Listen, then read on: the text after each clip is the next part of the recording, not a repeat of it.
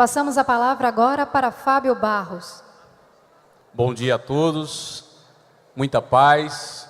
Eu tenho certeza que todas as vezes que nós estamos no Cimesp e chegamos nesse momento da entrevista, é um ponto alto, né? Todo mundo quer ouvir a sua pergunta sendo feita e, obviamente, ouvir sendo respondidas pelos maravilhosos palestrantes que estão aqui à disposição. Primeiro, eu queria dar um bom dia também aos nossos entrevistados e dizer da importância desse momento para todos nós. Mas eu queria chamar Adeilson Salles para me ajudar aqui. Uma salva de palmas para Adeilson, esse expositor, escritor de obras espíritas. E vou contar uma história para vocês. Quando eu conheci Adeilson Salles, com essa carinha assim, manso, tranquilo, e me disseram que ele tinha 80 livros publicados, mais de 80, são 83, não é isso? 84 agora, é porque assim, de uma semana para outra ele fez outro. Eu queria dizer a vocês que quando vocês estiverem lá no espaço literário, não deixe de olhar essas obras não. Primeiro ele escreve para crianças e para jovens, só que é uma forma de escrever que até eu que sou jovem gosto de ler. Então a linguagem correta, no nosso tempo, clara. Então, Adeilson, obrigado aí pelo apoio. Nós vamos começar essa entrevista e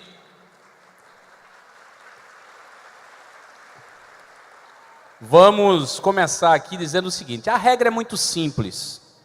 Cada um dos entrevistados responde a pergunta que lhe for direcionado. Porém, se algum outro quiser complementar, discordar, pode. E se quiser também ampliar aquilo que foi colocado, sem problema. Nós estamos aqui diante de uma plateia espírita, outros que simpatizam, obviamente, e a doutrina espírita, ela nos permite divergir também. Ela nos permite discordar, mas diante de uma ampla compreensão filosófica, científica e principalmente religiosa, diante dos pontos que serão aqui abordados. Mas vamos lá. Nossa primeira pergunta é para o Dr. Sérgio Felipe. E é uma pergunta que diz o seguinte: minha nora tem transtornos comportamentais, limítrofes, bipolaridade, forte crise de ansiedade, de pânico, já tentou suicídio e mutila-se, cortando os braços quase todos os meses e ainda é depressiva. Sinto que ela tem muitas mágoas de sua infância, onde foi rejeitada pela sua mãe biológica e criada pela tia. Hoje, ela não tem nada contra a mãe biológica e não tem um bom relacionamento com a tia que educou. Sinto que ela carrega muitas mágoas dessa tia. Como o senhor, como profissional e militante da doutrina espírita, enxerga essa situação? Rapaz, uma pergunta fácil. Posso ler de novo? Com certeza, pode, fique à vontade. Minha nora tem transtornos comportamentais limítrofes. Isso quer dizer que ela está na margem entre a normalidade e uma alteração de estado de consciência, vamos chamar assim. Bipolaridade significa que ela transita numa ciclotimia, ou seja, o humor oscila, uma fase eufórica e uma fase agressiva ou depressiva. Forte crise de ansiedade. Pânico, que é uma manifestação da ansiedade fóbica. Tentou suicídio e se mutila cortando os braços quase todos os meses e é depressiva. Sinto que ela tem muitas mágoas da sua infância, onde foi rejeitada pela sua mãe biológica e criada pela tia. Hoje ela não tem nada contra a mãe biológica e não tem um bom relacionamento com a tia que a educou. Sinto que ela carrega muitas mágoas dessa tia. Como o senhor, que sou eu, como profissional e militante da doutrina espírita, enxerga essa situação? Vamos utilizar aquilo que eu estou chamando de mandala da Organização Mundial de Saúde.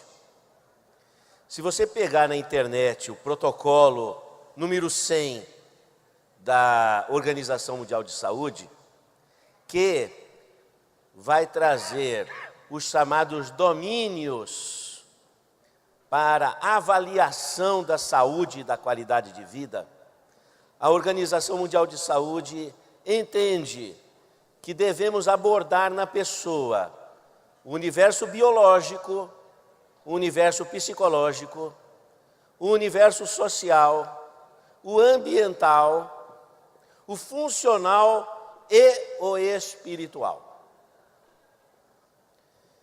Então, nós poderíamos, se formos, e talvez esse seja o interesse, de iniciar pelo domínio espiritual, que é um dos domínios considerados hoje pela medicina na abordagem do paciente, nós recorreríamos ao Código Internacional de Doenças, que tem no seu item F44.3 o diagnóstico estados de transe e de possessão.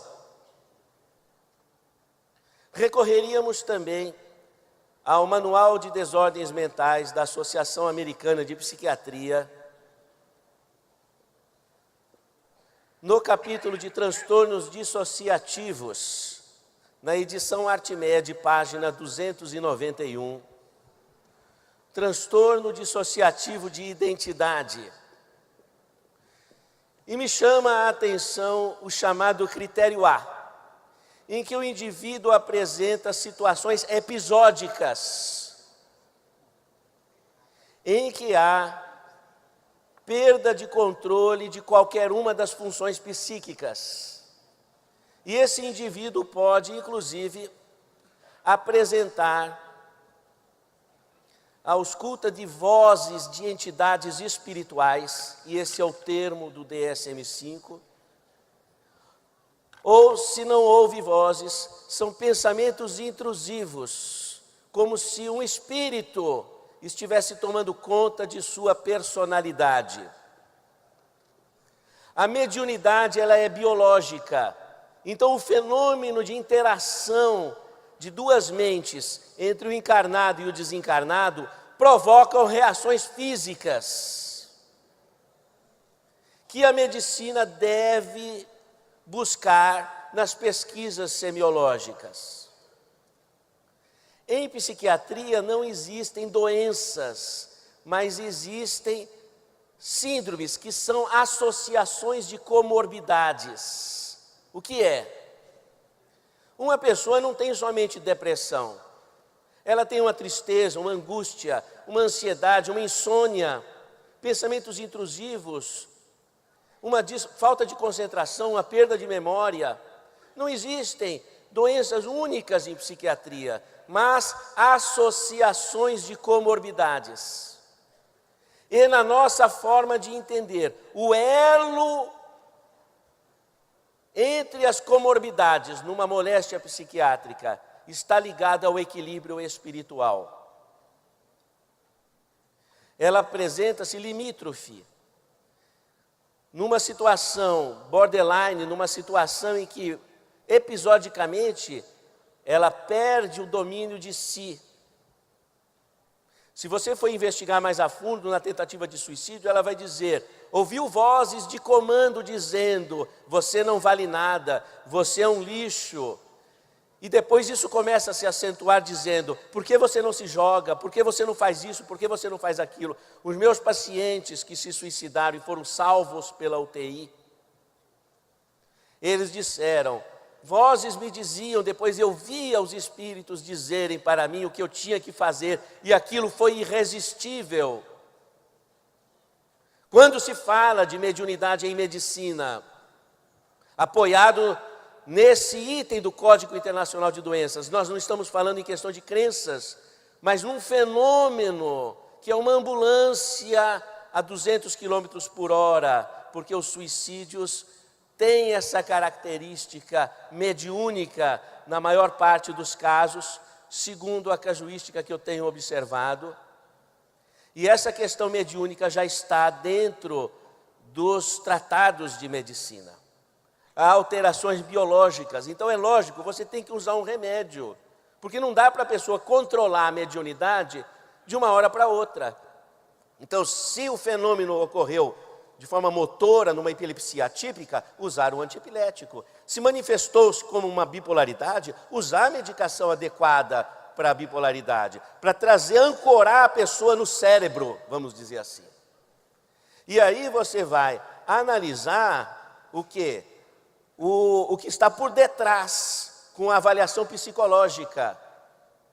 E também vai colocar o paciente num setting espiritual, para que ele possa perceber a sua força espiritual através da meditação, da oração, da psicologia positiva, para que ele possa se munir dessa ferramenta que é o espiritual, para ele entender que aqueles pensamentos intrusivos, aquelas ideias não lhe pertencem, não representam a sua essência, e motivá-lo a utilizar dessa fortíssima ferramenta que é a oração e suas potencialidades espirituais.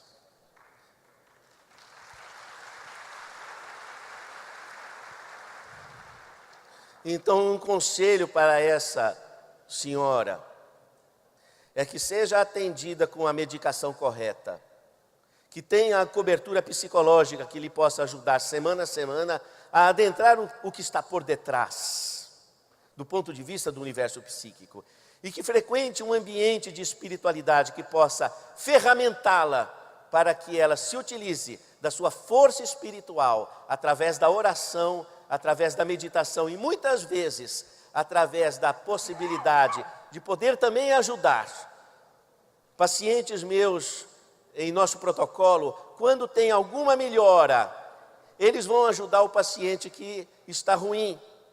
Então, quando eles vão dar um passe no paciente que está ruim, ele diz: eu já tive isso que você teve. E como ele está vencendo a depressão, ele tem a energia antidepressiva. Se ele está vencendo o câncer, ele tem a energia contra o câncer. Então ele é o melhor passista para aquele paciente. E ele diz: eu já passei por isso, e dá forte força de estímulo para aquele que está pior. E ele diz: eu não sou só doença, eu sou também uma pessoa capaz de ajudar. Eu tenho coisas boas dentro de mim. E começa a perfazer o seu olhar para o futuro, saindo do diabolo, vamos dizer assim, e entrando na perspectiva do futuro, que é a sua missão, fidelidade aos caminhos de sua predestinação. Isso é que é fé. Fé, o que é fé? Que é a raiz da cura. O que acontece se eu deixar esse óculos cair, se ele não se quebrar no chão? O que acontece? O que acontece, gente, se eu deixar o óculos cair? Se eu soltar, se eu soltar esse óculos, o que acontece? Isso é fé. Fé é saber. Então, quando você conhece os caminhos de sua predestinação, você conhece a sua destinação para realizar no bem, e você cumpre a sua missão, você sai dos liames do passado e passa a abraçar a sua destinação de amor, como disse o nosso colega. E além daquela medicação que ancora aquele cérebro, que dificulta o assédio, centralizando aquele Wi-Fi da cabeça da pessoa, na medida em que ela vai enxergando essas potencialidades luminosas e enxergando-se como um ser destinado a um contínuo da vida, a uma eternidade e destinado a fazer o bem, nesse momento começou o processo de cura, porque aquela pessoa encontrou o sentido de sua vida. Que melhore essa senhora. Doutor Sérgio Felipe, enquanto eu via, observava aqui algumas questões que nós já reunimos, são muitas questões, mas dá para fazer alguns resumos. E eu ainda vou continuar com essa resposta a partir do que eu vi aqui. Tem pessoas que estão perguntando assim: eu tenho pessoas na minha família que têm transtorno, eu tenho pessoas na minha família que têm problemas psiquiátricos, pelo menos eu imagino, percebo, ou até diagnosticado. Como fazer para levar essa pessoa para um atendimento médico? Teria que ser um psiquiatra espírita? Onde encontrar uma pessoa que tenha sensibilidade para lidar com essas questões e ao mesmo tempo entender que o sujeito também precisa de tratamento espiritual? muitas pessoas têm dificuldade de acesso a esses profissionais e, ao mesmo tempo, interligar essas ações com a casa espírita. Que conselho o senhor dá?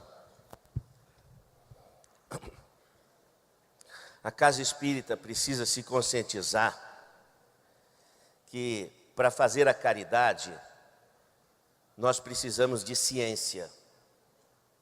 Por que precisamos de ciência? Para saber do que sofrem as pessoas. O maior problema hoje é suicídio.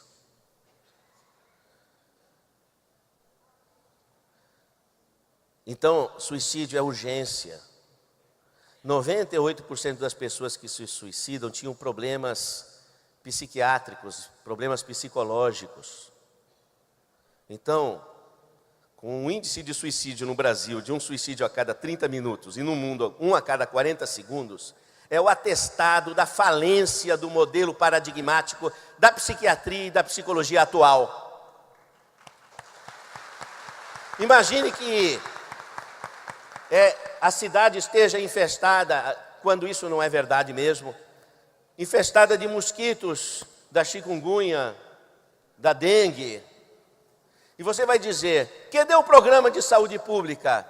O programa de saúde pública faliu porque as pessoas estão picadas de insetos e cheias de doenças. Então as pessoas estão se matando e ninguém fala nada. A psiquiatria continua sendo a psiquiatria com o mesmo paradigma, que não está resolvendo. Se não está resolvendo, tem que mudar. E olha, nem precisa que façamos força para a mudança de paradigma. Recentemente, a Associação Mundial de Psiquiatria lançou uma carta dizendo que o médico deve investigar a questão espiritual no seu paciente. Então, nós precisamos construir não só modelos de atuação integrativa em medicina, agregando o espiritual, como o Centro Espírita precisa de atender um chamamento da Organização Mundial de Saúde. Em 1990, na cidade de Ottawa, a Organização Mundial de Saúde lança a chamada Carta de Ottawa. A prioridade da Organização Mundial de Saúde não é o tratamento da doença, não é a prevenção, é a promoção de saúde. E promoção de saúde envolve biopsico, socioambiental, funcional e espiritual. E diz mais, cabe a todo cidadão, de qualquer profissão ou condição, o compromisso de promover a saúde. E onde é que estão os nossos centros espíritas com a Carta de Ottawa pregada na parede, que é a licença para tratarmos do assunto espiritualidade dentro das necessidades da nossa sofrida população? Então nós precisamos que o Centro Espírita se atualize, que se integre a um movimento das coisas que são coincidentes com os nossos propósitos e que já estão em pauta. No F44.3 do Código Internacional de Doenças, estados de transe e possessão representam uma perda de identidade, numa situação em que a pessoa não tem controle, mas deixa de ser doença quando a pessoa tem controle do fenômeno no seu contexto cultural ou religioso. Significa, se aquela senhora aprende a dominar a sua sensibilidade, aprende a dominar a sua mediunidade, na vigência do tratamento que vem recebendo, com a medicação correta, com a psicoterapia corretamente encaminhada, na medida em que a pessoa, no seu treinamento, na sua proposição de vida, vai assumindo controle do fenômeno, vai saindo da doença. E aí o que acontece com o remédio? Começa a dar efeito colateral, aumento de enzimas hepáticas, começa a dar uma sonolência extrema e você vai retirando devagar quando é possível. Então o que está faltando? Está faltando nós abrirmos o nosso centro espírita para essas perspectivas que vêm surgindo, para que a gente possa usufruir desse saber e nos enxergarmos como agentes promotores de saúde. Nós fundamos a Unispírito, Universidade Internacional de Ciências do Espírito, para formar agentes promotores de saúde baseado na Carta de Ottawa. Então, para capacitar as pessoas a se integrar com esse movimento que já está disponível em nosso planeta, você já pode imaginar que no Código de Doenças tem um diagnóstico de estado de transe e possessão, e ninguém fala nada, ninguém faz nada, ninguém encontrou um ponto de coincidência entre o que está no Código Internacional de Doenças e o que nós acreditamos? Quem é que vai falar alguma coisa?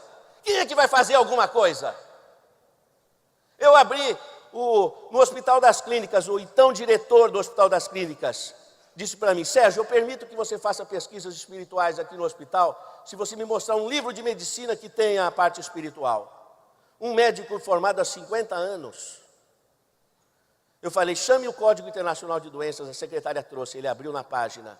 Ele ficou 10 minutos de olho parado. Eu não tinha visto. Ok, mas ele não é espírita. Mas os espíritas não terem enxergado isso e não estarem se movimentando. Eu acho um absurdo isso, com a casuística que nós estamos tendo, sobretudo de suicídio e de drogas. Gente, vocês me desculpam essa forma impetuosa de falar, mas chegar às 6:30 da manhã no consultório e sair 9 da noite, vendo o que eu estou vendo, sabe? No último mês foram 3 mulheres que pularam de um prédio na Vila Mariana, em São Paulo. No final de semana passado foi uma moça de 30 anos. Não é possível que nós não façamos nada. Não é possível que nós espíritas não tenhamos enxergado que a medicina já nos deu licença, que nós temos que fazer alguma coisa, que não adianta falar, palestra. Cadê os hospitais espíritas? Onde é que estão as ações nos hospitais espíritas? Existem 100 hospitais espíritas no Brasil, os maiores. Cadê os espíritas levantando o atendimento desses hospitais que estão minguando na miséria?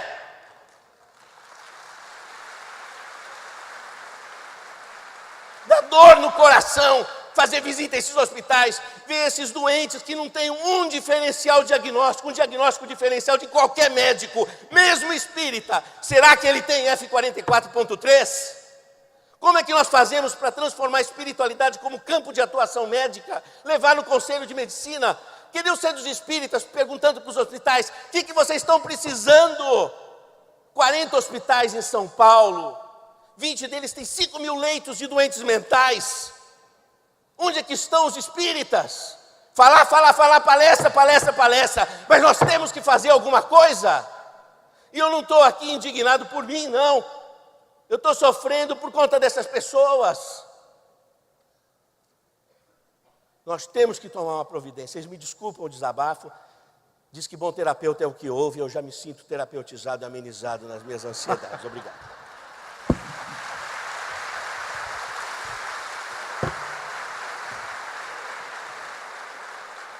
Faz tempo que eu queria ouvir isso, doutor Sérgio. Faz tempo. Haroldo Dutra. Se é difícil vencer, eu vou fazer um resumo de várias perguntas aqui, mas eu vou enxertar essa daqui. Se é difícil vencer essas tendências incrustadas em nosso psiquismo, qual a saída para alterarmos nossas vidas? Terapia de vivências passadas ou o quê? Aí eu queria acrescentar várias perguntas que têm tudo a ver. Traduzindo numa frase: escutei a palestra, entendi, compreendi que é preciso mudar. Existe algo prático do cotidiano que possa dar esse pontapé inicial nessa mudança que tanto a gente precisa, mas que às vezes a gente ainda não consegue realizar? Bom, eu vou problematizar um pouco, porque eu acho que a reencarnação é a maior terapia de vidas passadas que existe. Estar reencarnado já é uma terapia de vida passada. Porque você vai nascer na família e vai ter uma regressão de memória. Né? Quando chegar sua sogra, sogro, cunhado, genro, nora, é uma terapia de vida passada. Não é? Os filhos que chegam no lar os colegas de trabalho, os companheiros de movimento espírita. É uma terapia de regressão. A proposta da encarnação é trazer o passado para que o novo seja construído. Então, nesse sentido, e puxando um gancho na fala do Dr. Sérgio, nós precisamos ter essa visão integrativa.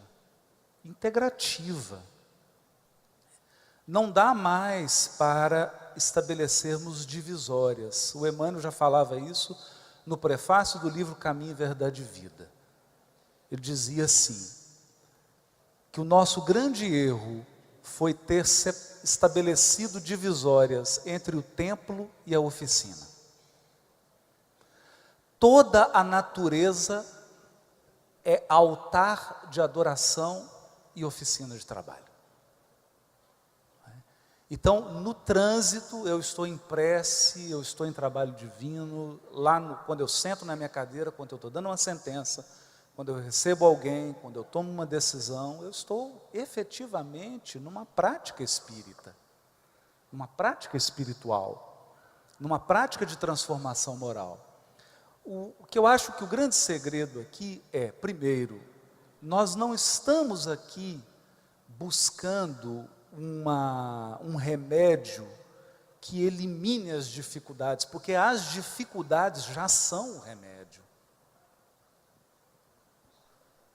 Os desafios da vida são os elementos de cura da nossa alma, que está embotada, que está cristalizada, que está apegada a determinadas situações. E somente, eu me lembro lá do Evolução em Deus, eu comentava isso com o Décio, lá do Leptótrix, né?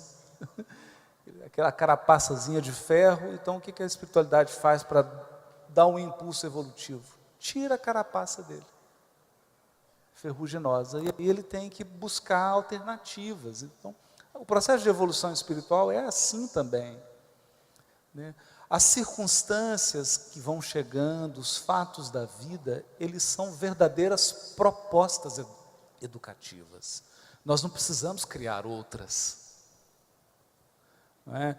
Eu fico curioso porque também não podemos cair numa tendência de criar práticas artificiais. Não é? A encarnação é a prática. É a prática. Então você vive situações familiares que são terapias de vida passada. Verdadeiras terapias de vida passada. Em que você vê no outro aquilo que você construiu nele. Você vê o outro apresentando comportamentos que você construiu. É importante a gente atentar para isso. Por exemplo, o livro Nosso Lar, o pai do André Luiz, eu não sei porque me coloca, acho esquisito me deixar longe dos médicos. Sabe que eu estou tão perigoso assim? Né? Não faz bullying com a gente não, hein? Hã? Isso é bullying com a gente, não faz. O pai do André Luiz, o André Luiz é amparado pela mãe dele, e o pai está naquela região mais difícil, e lá ele estava com as duas amantes. Com as duas amantes. Não é? Então, é interessante porque não há julgamento moralista no livro. O que a mãe do André Luiz diz é, ele vai renascer e vai receber as duas amantes por filha. Eu quero ver na hora que as duas filhas estiverem com 16 anos e começar a sair para a balada. Porque aqueles condicionamentos que ele criou nas duas amantes, ele terá que agora conviver nas duas filhas. Então, a maneira com que ele relacionou com a amante, a maneira com que ele lidou com sexo e afetividade, ele vai ver agora a filha lidando com o outro. Você quer terapia de vida passada melhor do que essa? Essa é a grande terapia de vida passada. Agora, evidentemente que, e aí eu concordo e faço coro com o Dr. Sérgio, Nós precisamos de mais humildade. Precisamos de mais humildade. Então, se eu me percebo numa situação que eu preciso de ir ao psiquiatra, eu vou ao psiquiatra. Não tem porquê. Eu, graças a Deus, eu já moro do lado de um, que é o Roberto Lúcio, do Hospital Espírita André Luiz, né? Então, meu psiquiatra já é meu vizinho. Já estou medicado, né? Então, ele já está lá do ladinho. Mas precisou ir ao psicólogo, você precisa tratar desses programas que estão por baixo, que você não está conseguindo ver? Trate. Chegou na casa espírita, você deu atendimento espiritual, eu falei do evangelho, dei as indicativas, mas percebi que a pessoa precisa de um aporte psicológico. Eu falo, olha, procura alguém da sua confiança, vá olhar isso, vai cuidar de você. Tem uma questão psiquiátrica, a gente fala, olha, eu acho que o seu caso precisa de um psiquiatra. Ou você vê a pessoa que está extremamente organicamente comprometida, precisando de uma intervenção medicamentosa, fala, você precisa de um médico.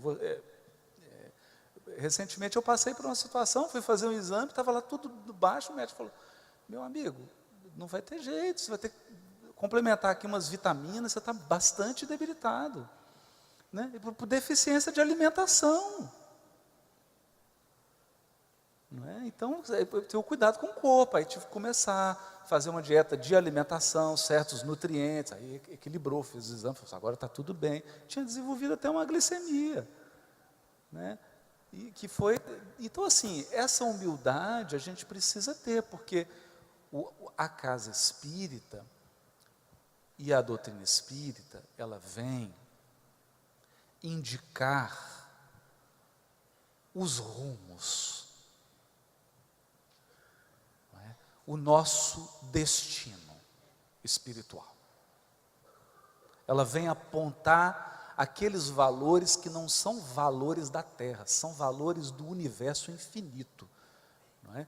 Existe um código aí internacional de saúde? Pois é, existe um código ético multi-universo. Esse código ético universal diz respeito à nossa constituição espiritual. Então, por exemplo, nenhum de nós consegue odiar por muito tempo. Isso é uma lei divina. Quanto mais tempo você passa odiando, você vai desestruturando o seu físico, o seu emocional, o seu psicológico, e aí entra num aspecto psiquiátrico. Porque nós não fomos criados para odiar. Nós não fomos criados para guardar mágoa. Isso é uma lei divina. Então, quando Jesus diz perdoa, isso não tem nada a ver com igreja. A gente fala de Jesus aqui, o pessoal acha, lá vem o religioso, lá vem com a cruz na mão. Não entendeu. Não entendeu. Nós não podemos confundir o que o Cristo é com o que transformaram o Cristo. O que transformaram é a responsabilidade dos homens, o Cristo não tem nada a ver com isso. Ele veio trazer um padrão espiritual e nos dizer que fomos feitos para amar, para perdoar, para nos libertar das mágoas, para superar, para transcender. Então, nesse sentido, eu fico muito preocupado, porque hoje a gente vive um paradigma materialista e ele está expirando, então ele está dando os últimos gritos. E o último grito do paradigma materialista é: você não pode sofrer. Uma vida sem dificuldade. Gente, isso não existe. Não existe vida sem dificuldade. Eu adoro, por exemplo, instrumento, todo mundo sabe disso, eu toco violão, estudo, né? A dificuldade, olha, ela está em... Você só adquire qualidade pelo grau de competência com que você lida com a dificuldade.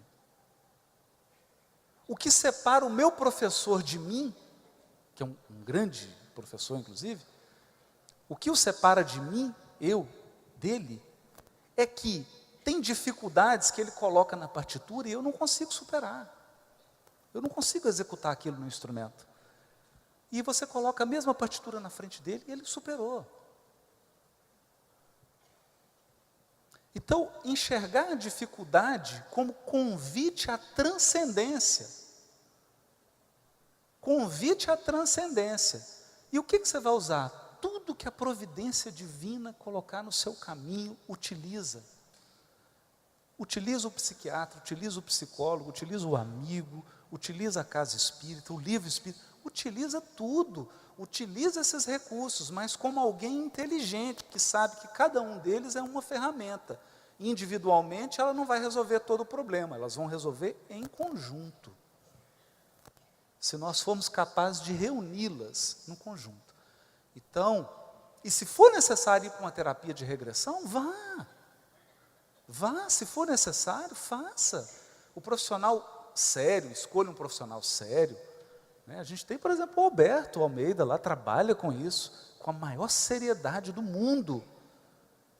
E tem casos que a pessoa chega e fala, não, o seu caso não é de indicação de terapia de vida passada. E tem casos que fala, realmente nós vamos... É o sintoma que vai dizer, é o quadro, é um profissional, precisa ser atendido. Então nós não estamos aqui nem para falar, vamos todo mundo para a terapia, e nem para falar, não, ninguém vai para a terapia. Nós não podemos. O Espiritismo é a proposta de fé raciocinada, lúcida, em que se pensa com clareza, com equilíbrio e com visão de futuro. Mas eu gosto de pensar, todos os elementos que você precisa saber das suas vidas passadas estão agora no seu presente.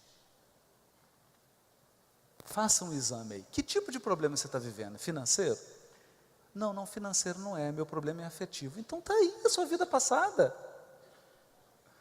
Ah não, meu problema não é afetivo, não, ele é financeiro. Olha aí o passado, de volta. Não é? Não numa visão simplista, eu estou com um problema de dinheiro porque eu tenho um karma de não ter dinheiro. Não, às vezes a questão é, tem 10 vidas que você está lidando mal com dinheiro. Ou porque você gasta mais do que ganha. Tem 10 vidas que você gasta mais do que ganha. Ou porque você tem uma relação doentia com o dinheiro. Você está querendo extrair do dinheiro algo que ele não pode dar. Por exemplo, autoestima. Então precisa olhar para essas coisas.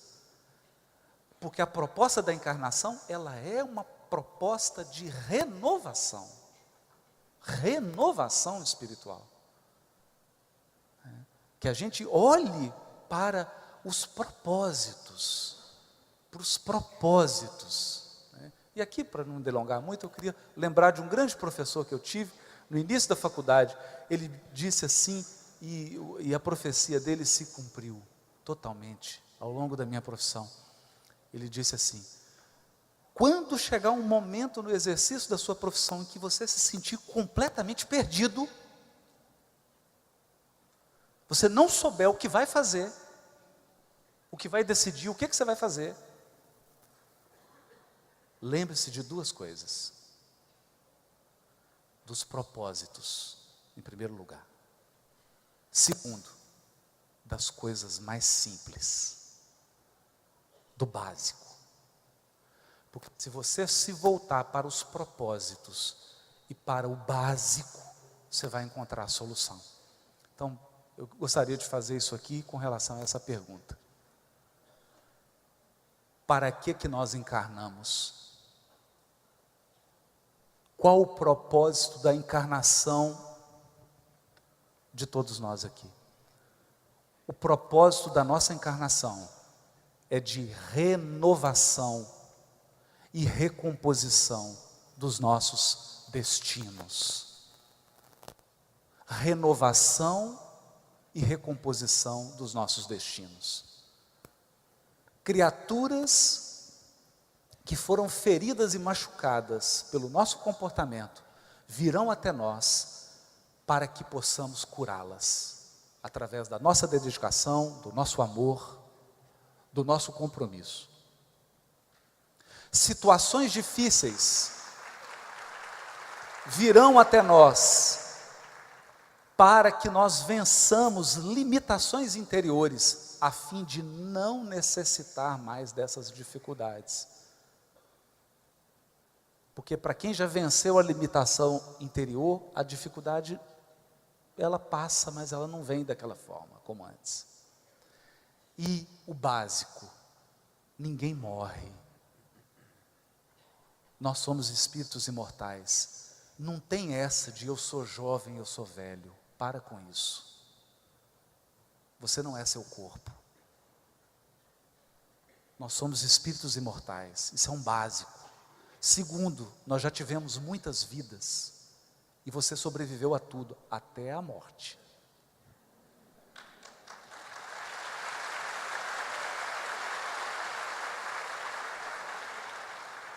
Terceiro, abre aspas, Emmanuel, abre aspas. A providência divina não pode descer para errar conosco. Fecha aspas. Então isso significa que Deus nos espera com a sua infinita sabedoria e com seu infinito amor. Mas nós vamos ter que aprender.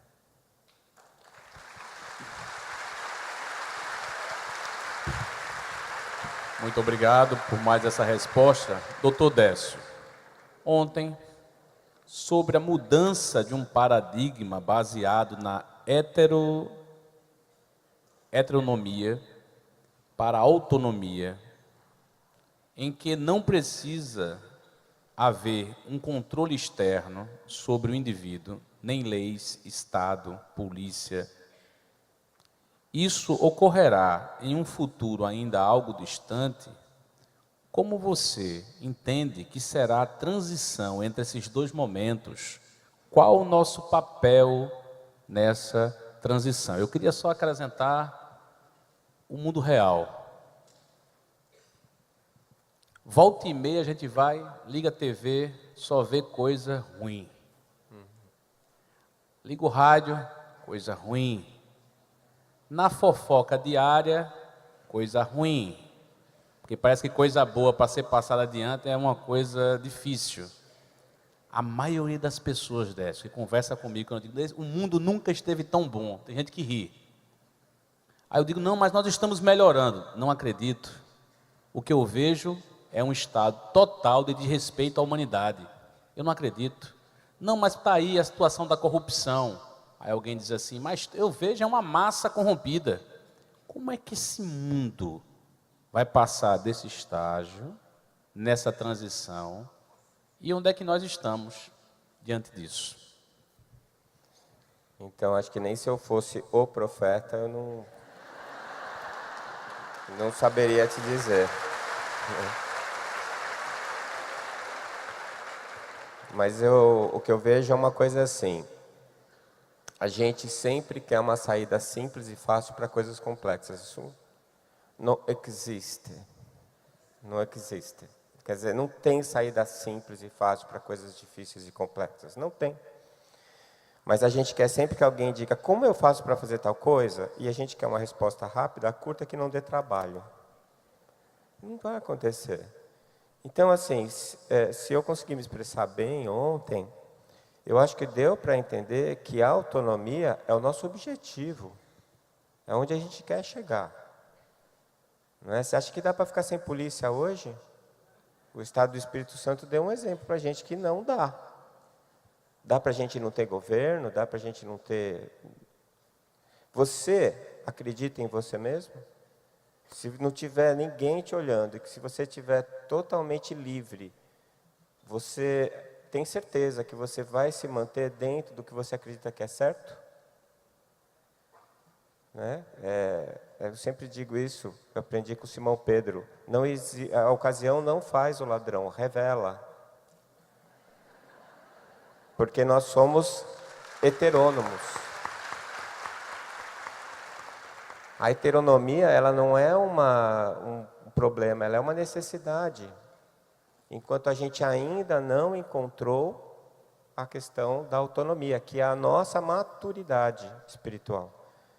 Eu não vou fazer porque é errado. Ponto. Acabou. É simples assim. Só que a gente não está pronto para fazer isso. Agora, como é que nós vamos passar? Nós já estamos passando. Agora, essa questão, a questão de que nós nunca estivemos tão ruins e tal, você vai me convencer que o mundo hoje é pior do que era na Idade Média? Você vai me convencer que o mundo hoje é melhor do que era nos anos 50? Outro dia postaram no Facebook, a minha mulher estava lendo em voz alta, eu ainda tirei um sarro dela, falei que ela devia imprimir aquilo e colocar na parede lá de casa para ela seguir. Era um manual sobre a boa esposa. Que ela devia se esmerar em manter a casa limpa, que a comida devia estar quente quando o marido chegasse em casa, que ela devia perguntar se ele queria que ela tirasse os sapatos para fazer uma massagem nos pés dele. É o paraíso. Não, tá no Facebook, era de uma instituição. Agora eu digo, eu nasci uns 20 anos atrasado, mas tinha que nascer homem, não podia nascer mulher. Então piorou o mundo? Gente, não piorou. Agora, eu acho que o que está acontecendo é que a gente está se indignando com coisas que antigamente a gente achava normal. A gente achava normal. Morreu meia dúzia. Tá, isso sempre acontece. Hoje em dia a gente fala, como assim? Como assim morreu? É o que o Sérgio falou. Como assim? A gente aumentou o índice de suicídio, eles estão se matando. Ah, que chato, né? Não tem isso mais. A gente fica indignado. Isso é ruim? Não, mas é o que eu falei ontem na palestra. No meio da reforma, o que você enxerga é o caos. No ápice da reforma, quando está tudo mexido, porque para você construir alguma coisa nova, você tem que reconstruir. O Haroldo acabou de falar, para acabar um paradigma, para você esgotar um paradigma, você tem que chegar no fundo do poço. Né? Porque você precisa desconstruir alguma coisa para colocar outra nova no lugar. Você não pode fazer uma casa nova se você tem a velha lá. Você vai ter que destruir a velha. E na hora que você estiver destruindo a velha, é dor, é incômodo, é barulho, é saudade, um monte de coisa junto. Então, gente, está mudando e não começou hoje. Se você lê o Livro dos Espíritos, 160 anos, ele já falava que a transição estava acontecendo. E então eles estavam mentindo? Não, sempre esteve. O processo é longo. E não vai terminar agora, antes da gente desencarnar. Não vai terminar antes da gente desencarnar. Seja qual for os próximos acontecimentos para esse planetinha azul, que a gente não sabe o que vai acontecer, com certeza nós aqui que estamos nesse auditório encarnados, os desencarnados não sei, nós não vamos ver o fim dessa transição. Não vamos ver, porque é um processo longo. Agora a gente já participou no passado, está participando no presente e vai continuar participando no futuro. A pergunta é, de que maneira nós vamos participar? A gente vai fazer isso colaborando com o bem ou não? Né? Então, eu acho que o que está acontecendo é isso. Eu vejo, assim, de uma maneira muito preocupante, uma certa adinamia. A gente sempre quer que alguém venha resolver de uma maneira simples e fácil o problema. Eu vou usar um exemplo que eu tenho na minha profissão. Eu sou cirurgião do aparelho digestivo, a cirurgia bariátrica. A obesidade é um problema extremamente complexo, não tem saída simples. E o cara vai lá no consultório e fala, se eu me opero, eu vou ficar bom, vou ficar magro, bonito e nunca mais vou ter problema. Vou continuar tomando cerveja, comendo chocolate, churrasco no final de semana. Tá, e você acredita em Papai Noel também, coelhinho da Páscoa, vamos lá. Não vai acontecer, gente. Não tem saída simples. Mas aí uma coisa que eu acho que também é um vício nosso, é que a gente terceiriza, então. Aí quando o médico me opera, eu terceirizo a responsabilidade da minha obesidade para ele. Mas eu operei e não resolveu. Mas você está tomando leite condensado. Mas e daí? Eu operei. Não é? Então, eu acho que a gente precisa fazer essa meditação, essa autoavaliação, todo dia. Porque como é um atavismo, como o Haroldo falou, como é uma coisa que a gente está fazendo há milhões de anos, é muito difícil da gente se livrar. Mas como a gente já tem 1% de inspiração, só falta os 99% de transpiração para a gente transformar, então, se você se lembrar da inspiração todo dia, quem sabe você não perde tempo. Porque a gente está sempre transferindo todas as responsabilidades e a gente acaba não fazendo o que nos cabe. Não é? E se você ficar enaltecendo o caos, você nunca vai conseguir enxergar a ordem que está nascendo por trás dele. Aí é uma questão de opção. Né? Cada um escolhe a sua.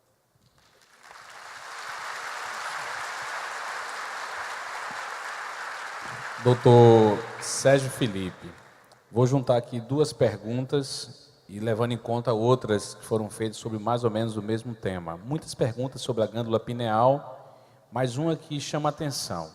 O uso de drogas interfere no funcionamento da glândula pineal?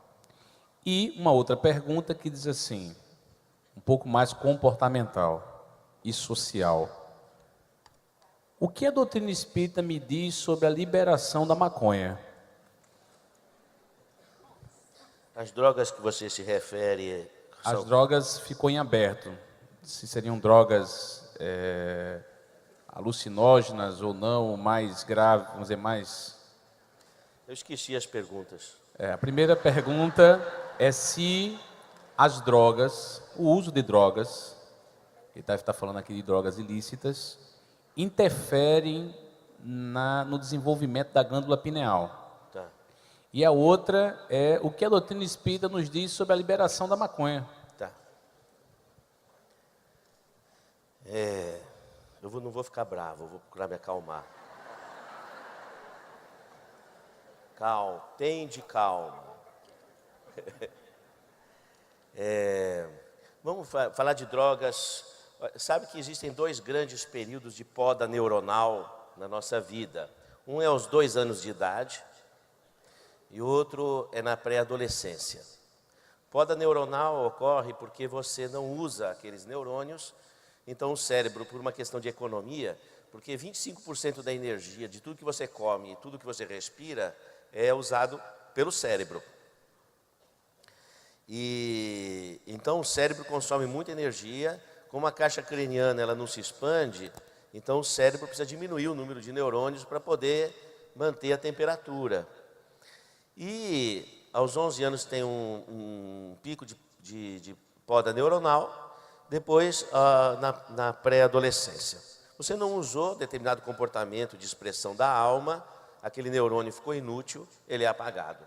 Então eu tenho uma impressão, isso é uma questão que eu coloco em pauta para estudos, que uma criança que não recebeu o suporte de vivência espiritual, de conectividade com o mundo espiritual, essa experiência de conectividade, aquela criança que não passou por esse processo, por essa experiência bem conduzida, eu não digo aqui da questão simplesmente de você colocar, por exemplo, a criança na evangelização e etc. Precisa de ver qual tipo de pedagogia que comunica com aquela criança, né? Então isso é importante de a gente observar, e cada caso, cada pessoa tem a sua linguagem, não é?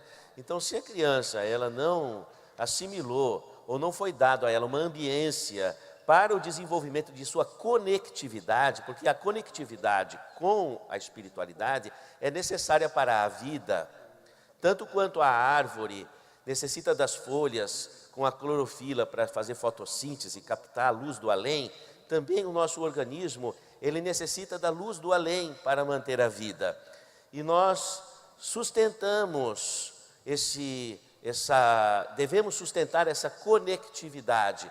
É de todas as épocas da humanidade, essa busca de conectividade com o lugar de onde nós viemos, que foi do mundo espiritual.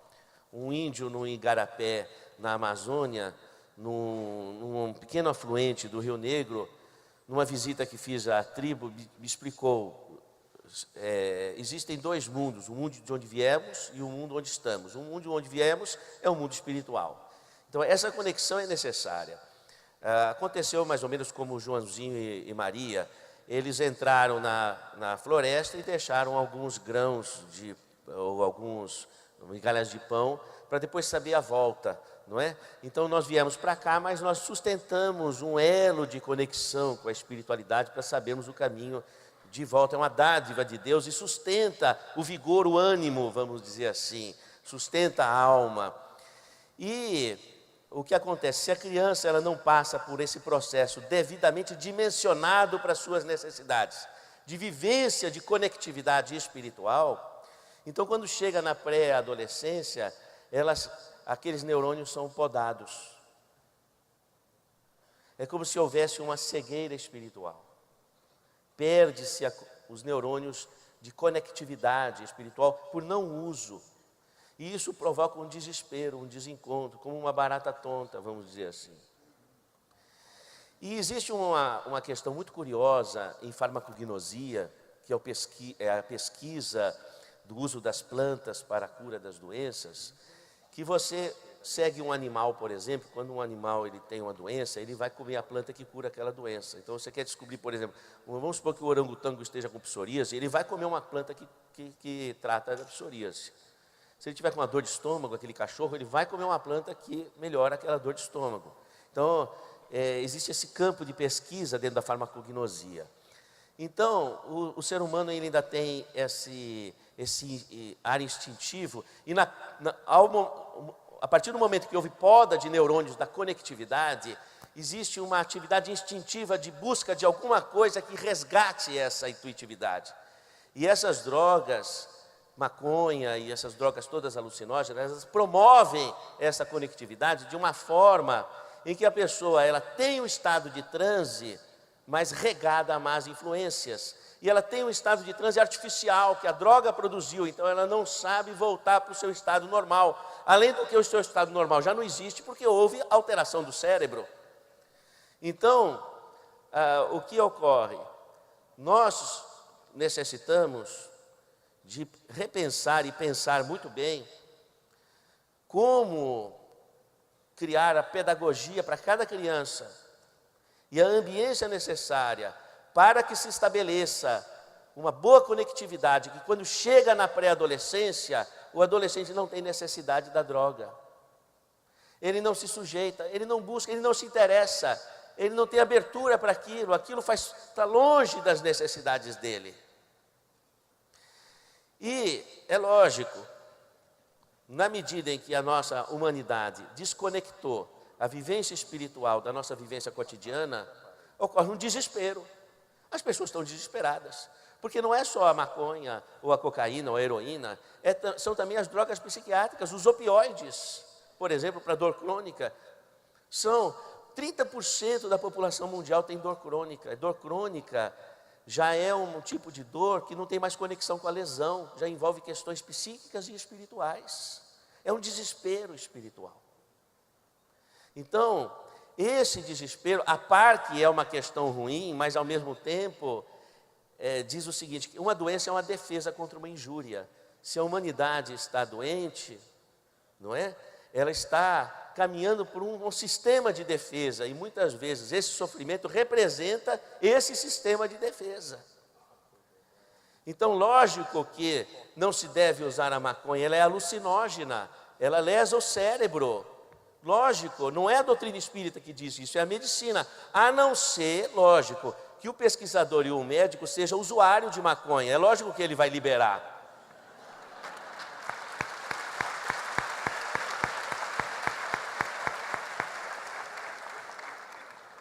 Então, aí ele vai fazer todas as teorias para tornar a maconha importante, porque é importante para a vida pessoal dele. Então, lógico que a maconha lesa, que não se deve, que nós devemos empreender campanhas de esclarecimento nesse assunto. E não é só campanha de esclarecimento, nós devemos também promover pesquisas e ações pedagógicas para que em cada criança nós encontremos um caminho de levá-la a uma conectividade espiritual necessária para a sua condição. E nós devemos nos arvorar e nos empenharmos nesse processo de desenvolvimento dessa ciência que é a educação.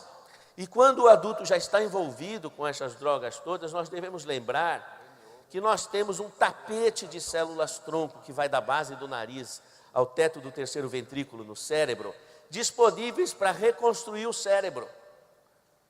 Então, quando você coloca a pessoa para um exercício de reconexão espiritual, as células-tronco vão resgatar aquelas áreas de conectividade. No futuro, na minha forma de entender, a mediunidade vai alcançar um tamanho valor no desenvolvimento biopsíquico das pessoas, que nós vamos ter que estudar as entrelinhas de Allan Kardec e todos os autores, e vamos descobrir coisas que a gente não leu e não ouviu ainda, porque o elixir da longa vida e do equilíbrio é essa conectividade contínua com a espiritualidade, e o que o nosso corpo permite através desse dom biológico que é chamado mediunidade. Nós temos um canal de abertura para o além, para que possamos nos motivar para continuarmos vivendo aqui a vida dura que nós precisamos de enfrentamento das nossas dificuldades. Perfeito.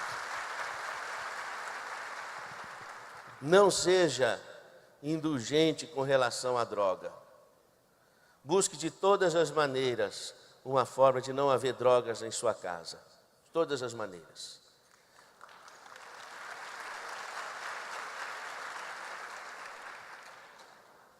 Procure fazer um esforço pessoal para que não tenha nem as drogas do tabaco, nem as drogas de maconha na sua casa, os seus jovens. Procure fazer um esforço. E que eu acho um absurdo. Vocês me desculpem, eu vou falar calmo. A pessoa ir no mercado e comprar um engradado de cerveja para pôr na geladeira, num país que quase 20% da população é alcoólatra.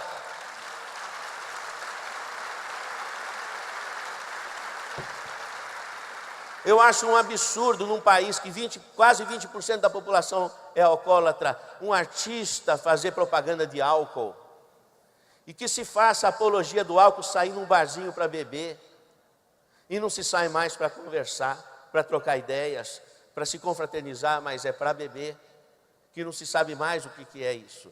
Então eu acho um absurdo, nós temos que fazer uma campanha pessoal contra isso. Então, quando a gente fala não às drogas, é uma atitude de modificação do nosso comportamento. E nós temos que fazer uma contrapartida, o diábolo da mídia, vamos dizer assim, mas o diábolo do bem, a boa cumba, vamos falar assim, não é? De nós alcançarmos, fazermos esse contrafluxo da informação para a população. Então, o pessoal da área de marketing nos centros espíritas, vamos esclarecer sobre essa questão, que não é possível isso, tanta bebida. Não vou nem falar do que se mata de animais para se comer, é um absurdo, é uma carnificina isso. Gente, não vou falar mais para eu não ficar bravo. Bom, eu queria aproveitar dessa questão, mudando só um pouquinho aqui a nossa dinâmica, eu queria que Adeilson, que é um escritor para crianças, jovens, rapidamente falasse um pouco desse ponto que foi aqui abordado. Bem, é fundamental que nós tenhamos uma visão mais abrangente sobre estas questões, porque tudo passa pela educação. Pedro Vinícius, no livro O Mestre na Educação, nos diz que o futuro da humanidade não se encontra nas religiões, mas no processo de educação do ser integral, uma educação bem conduzida, a formação dos caracteres a que se referia Allan Kardec. Então, não há como passar por um processo de conscientização sem que a educação esteja presente e seja a mola propulsora da transformação e da transição. Então, nós entendemos que nas nossas escolas nós já deveríamos ter disciplinas voltadas, por exemplo, para as drogas, que se fale sobre drogas, que se fale com responsabilidade sobre tudo isso, para que a criança cresça, é claro, e a educação também é uma medida profilática, para que se evite essas grandes tragédias que nós estamos testemunhando na nossa sociedade. Então, Pedro Vinícius foi muito feliz quando ele disse que os sacerdotes do futuro não serão os padres, os médiuns, os pastores, os pais de santo. Os sacerdotes do futuro serão justamente os professores que nos trarão essa educação propositiva, uma educação do ser integral.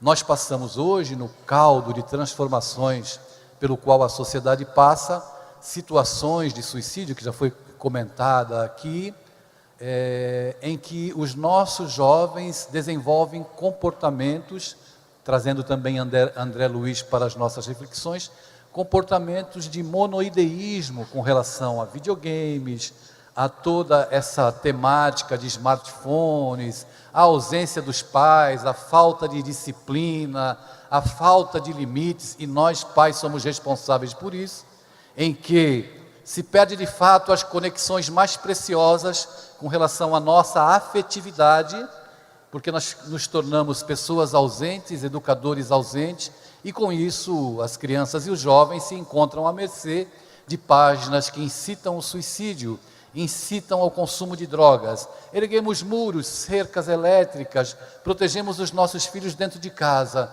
e damos para eles um iPhone, um iPad, um smartphone, para que eles fiquem no quarto, mas possam pedir drogas delivery.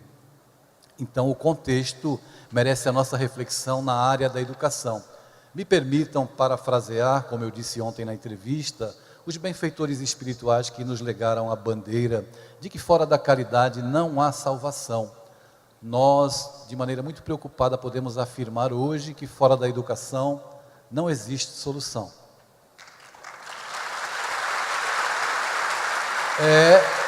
Sem dúvida alguma, a nossa preocupação maior hoje, contextualizar Jesus, contextualizar o Espiritismo, para que as casas espíritas tenham pessoas capacitadas para lidar com o jovem e com a demanda que eles trazem para nós de dúvidas e a necessidade de esclarecimentos que vão ao cerne do espírito. Essa é a grande necessidade dos dias de hoje. Quando se tem notícia de uma doença terminal, o que fazer para não entrar numa tristeza profunda? A pessoa recebe uma informação que vai passar pouco tempo aqui. Como lidar com isso? Eu lembro, foi a primeira vez que eu encontrei com o Décio, e a gente comentava sobre, eu não sei nem se ele lembra disso, câncer no estômago, né? E eu perguntei para ele como é que ele dava a notícia para o paciente que ele ia morrer. E o Décio olhou para mim, ele não se conhecia muito, ele falou assim: não, o paciente já sabe.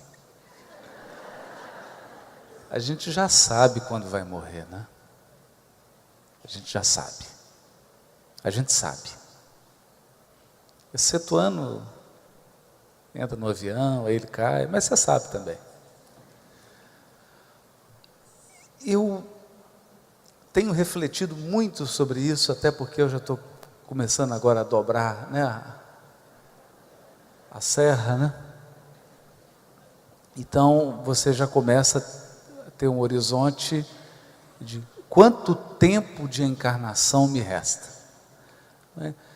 E nós precisamos inserir a preparação para a desencarnação no nosso hábito de vida. Nós precisamos inserir isso. Por mais desafiador, por mais doloroso, porque essa é uma outra mentira, do paradigma materialista para o mundo, de que você morre com o corpo.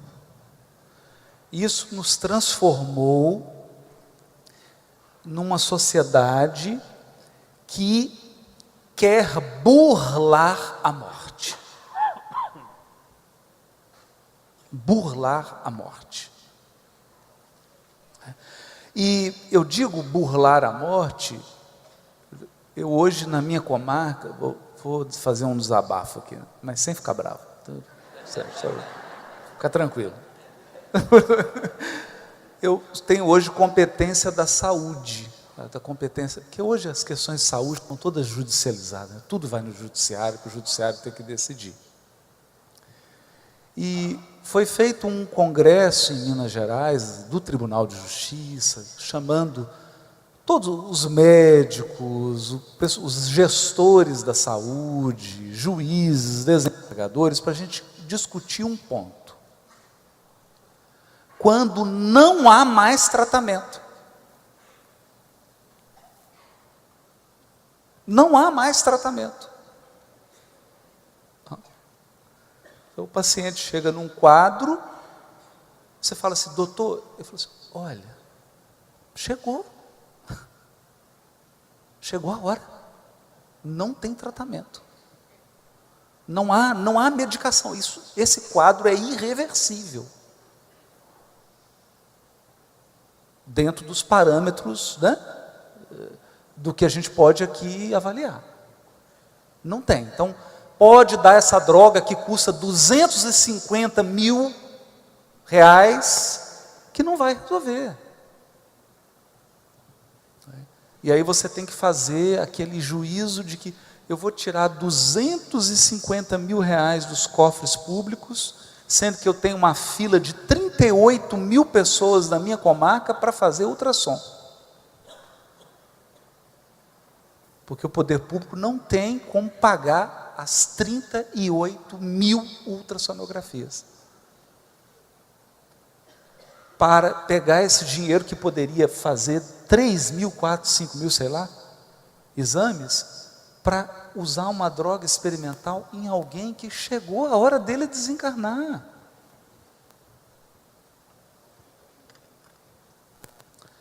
Então, tudo que nós recebemos dessa abençoada doutrina espírita é para essa hora. Tudo que nós recebemos dessa abençoada doutrina espírita é para essa hora. Para a hora em que você diz assim, eu preciso ir.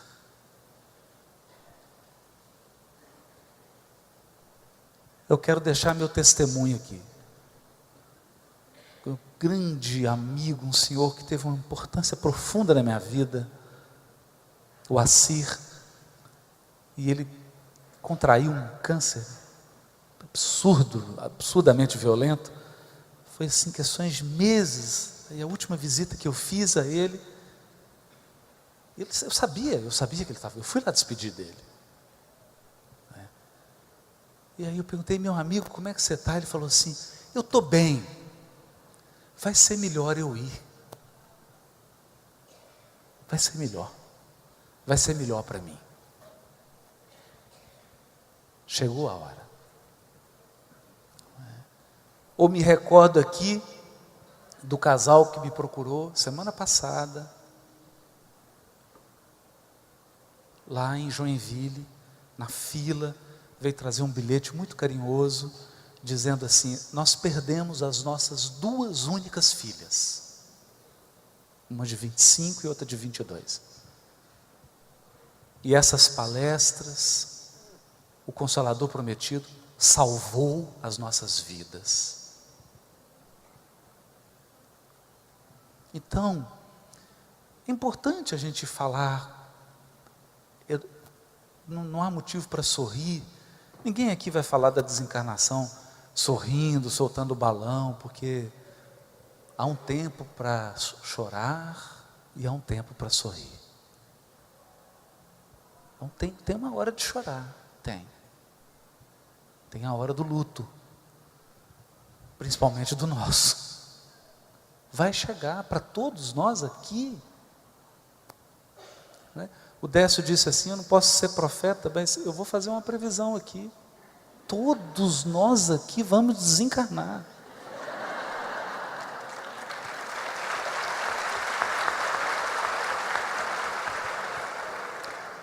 É muito sério isso.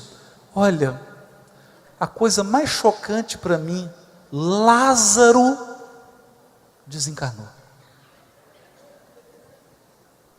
Lázaro, que Jesus tirou para fazer aquele ato simbólico, deixando uma profunda lição, desencarnou. Todos os leprosos que Jesus curou, desencarnaram. Todos os cegos que ele curou, desencarnaram. Todos os pacientes que os dois aqui já curaram, alguns desencarnaram, outros vão desencarnar.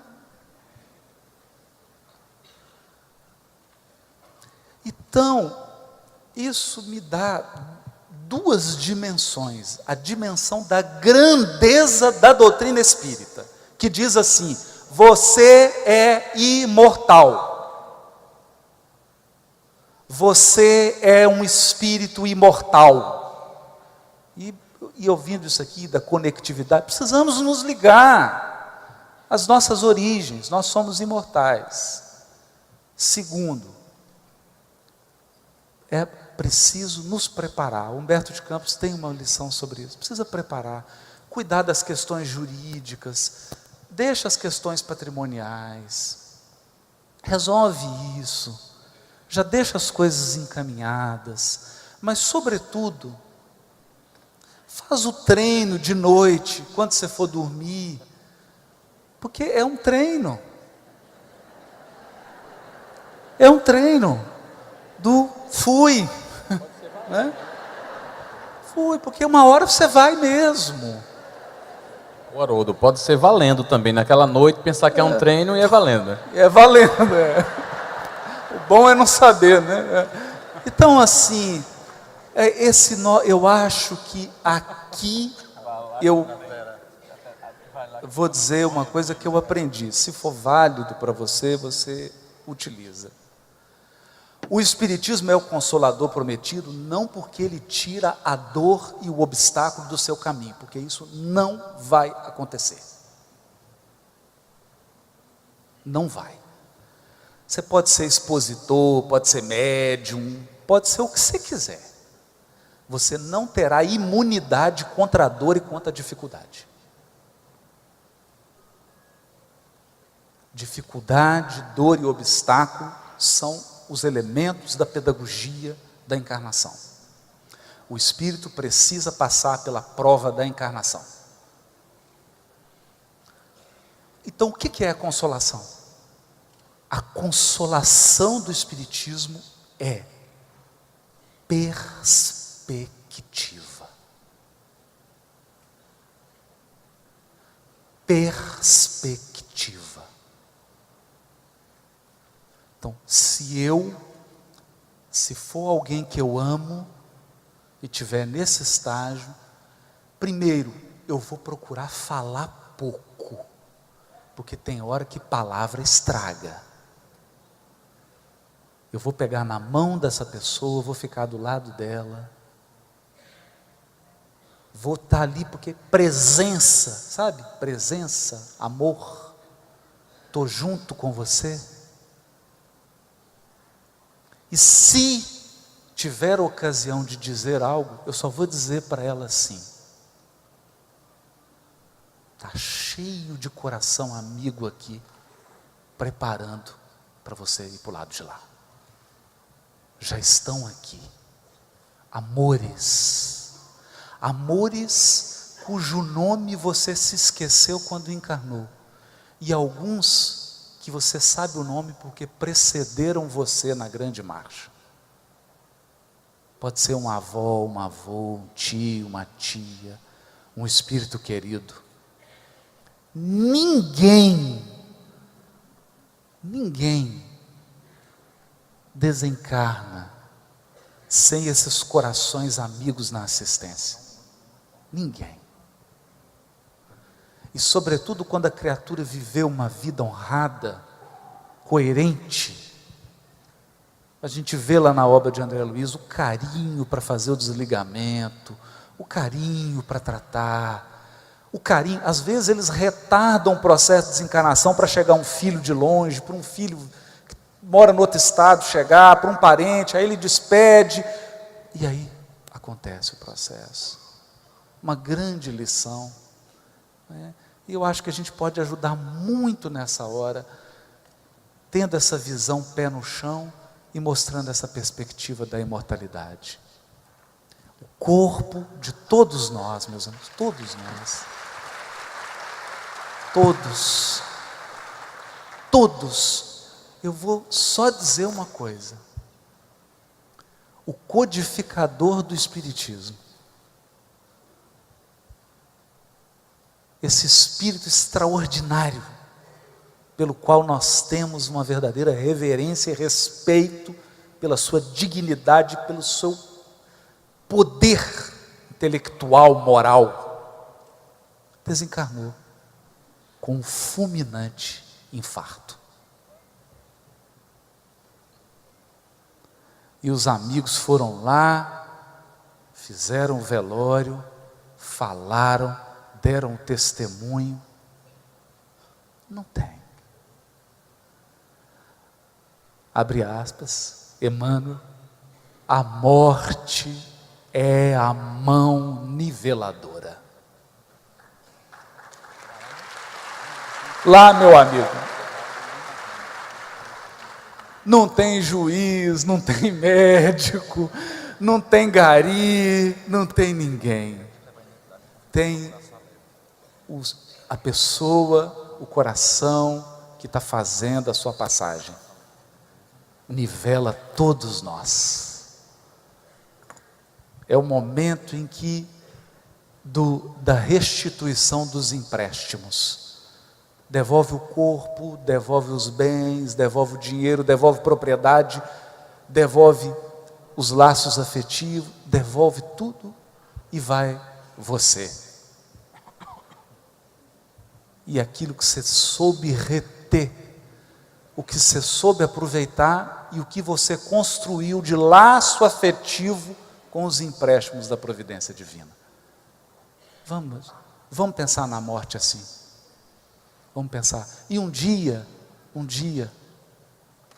nós teremos uma conexão mais profunda com a espiritualidade e os nossos velórios serão menos fúnebres, porque seremos capazes de sentir, de ver, de presenciar o outro plano da vida, com a sua riqueza, com a sua vivacidade, por detrás do detrás.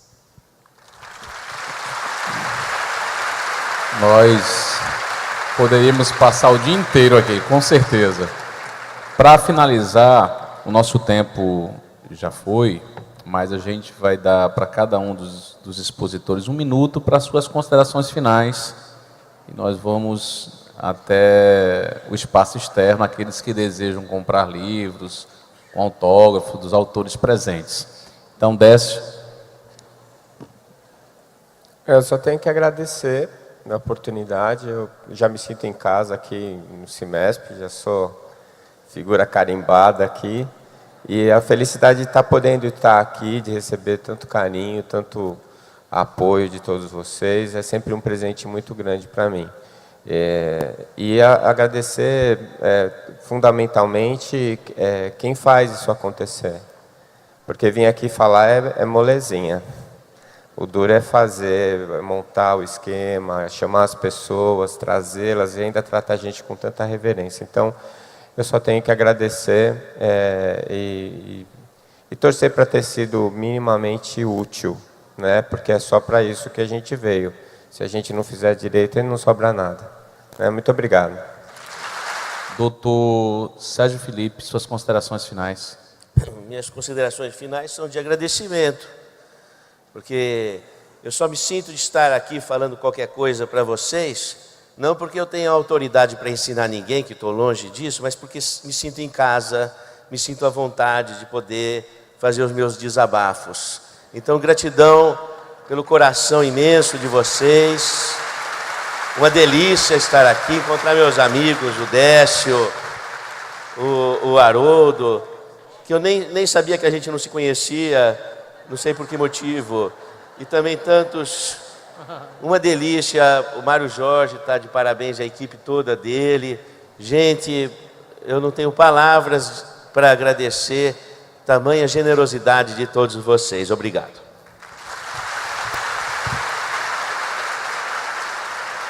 Haroldo.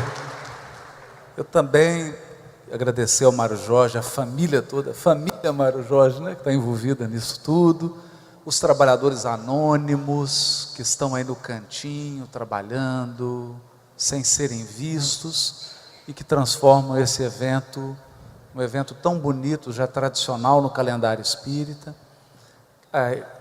Agradecer meu amigo Adeilson, que eu já estava com saudade dele, há muito tempo não via. Meu amigão Décio, que é sempre bom ouvi-lo, dividir com ele. E agora um novo amigo que fiz, o Dr. Sérgio. Conhecemos, já ouvia muito dele, mas também não tinha oportunidade de encontrar. E eu confesso, digo aqui com toda sinceridade, é um aprendizado muito rico, né, que a doutrina espírita nos proporciona. A gente poderia estar lá no nosso ambiente fechado, lá de trabalho, sem conviver com ninguém. E você está aqui dividindo um trabalho com colegas assim tão inteligentes, com pessoas tão dedicadas, escritores e palestrantes. E isso nos enriquece, não só profissionalmente, mas sobretudo espiritualmente, porque abre o nosso olhar. A doutrina espírita é esse dom, ela nos dá uma visão holística de tudo, porque você convive com pessoas tão diferentes, com experiências em áreas tão diferentes, que a gente vai aprendendo a circular com mais sabedoria, com mais discernimento pelas várias áreas, vai ampliando o nosso olhar. Então, eu mais aprendo do que realmente trago alguma reflexão para todos. Agradecer ao público, principalmente o público que viajou, pelo carinho, vai para o autógrafo e abraça, mas queria abraçar a todos, agradecer a generosidade, a oportunidade de estar aqui. E queria só divulgar, não deixem de apoiar Fraternidade Sem Fronteiras, esse projeto maravilhoso que aqui está. Temos aí também o canal do Ser, o Júlio Corrade, que está aí colhendo as assinaturas. Prestigiem, deem aí o seu apoio. Muito obrigado. Muito obrigado.